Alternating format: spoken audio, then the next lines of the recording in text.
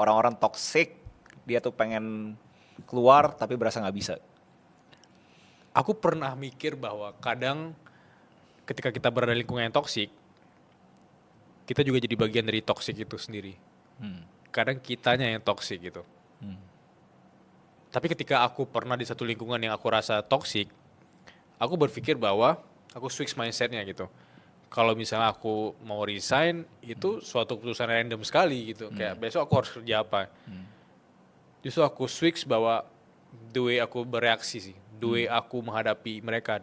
Karena aku udah tahu mereka seperti itu, ya cara aku menghadapinya, ngobrol sama mereka, itu tergantung dari cara aku pribadi gitu. Karena aku tidak bisa mengontrol bagaimana mereka toksik atau enggak gitu. Atau sesimpel mereka gosip terus-terusan ya, ya silakan gitu. Tapi kalau kamu tanya secara simpel untuk keluar dari sana, kayak gue bilang tadi, kamu sudah punya dana darurat ya pastinya. Oke. Kamu sudah tahu kamu harus ngapain ketika tiba-tiba kamu resign atau kamu meninggalkan lingkungan itu gitu. Karena pasti fase-fase kesepian itu akan kamu dapatkan ketika kamu ingin berkembang. Ketika kamu serius untuk glow up. Kamu harus bertemu dengan kesepian dulu. Even itu kamu lagi di lingkungan yang ramai sekali. Jadi itu kamu punya opsi A ya tuh ya. Ya. Kayak berarti kamu berasa secara intrinsik ya kamu harus move on. Kamu harus move on. Tapi kamu tetap lingkungan itu sementara gitu. Oke. Nah, aku mau ambil yang baru ngomong tuh. Menurut aku di lingkungan itu juga gak apa-apa. Yang kamu ngomong tuh bener ya. Ya. Tapi aku mau lanjutin. Buat kalian yang masih berasa di lingkungan yang toxic, itu tuh gak apa-apa. Kenapa nggak apa-apa?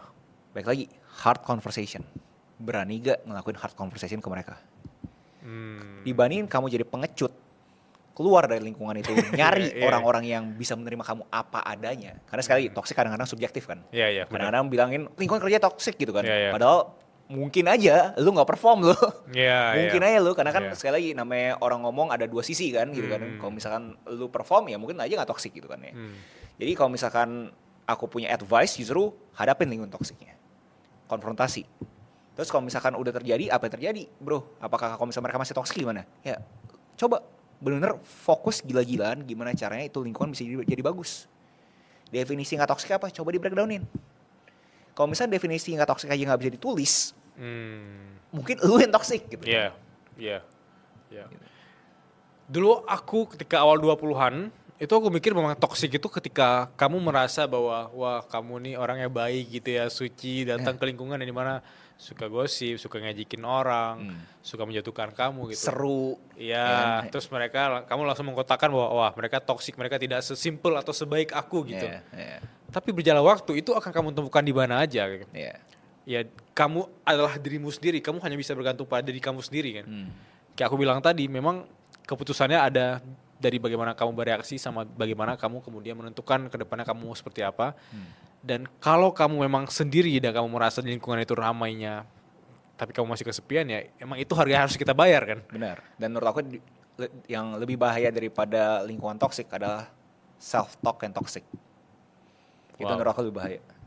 Wow. Karena lu udah mikir bahwa lu nggak bisa, lu bukan siapa-siapa, kemampuan lu tuh jelek. Udah lu di otak lu tuh pokoknya toxic self talk gitu.